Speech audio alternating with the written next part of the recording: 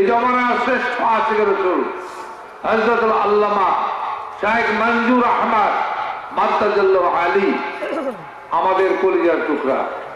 আমাদের হৃদয়ের সেই আসলে যিনি অলঙ্কৃত, চিরজাগ্রত তার সেই কাসিদা মোবারকে কি লেখা হয়েছে। আল্লাহর হাবিবের এই কথাগুলো আল কোরআনুল মজিদ থেকে,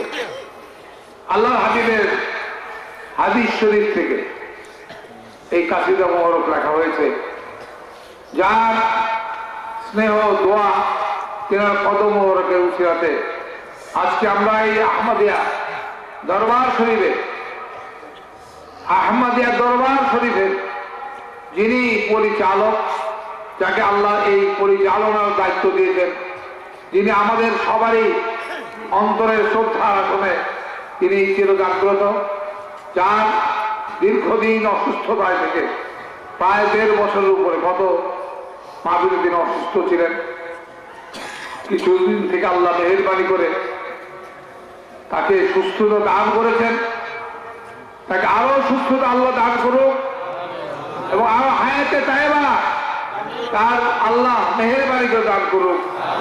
এই প্রার্থনা, এই কামনা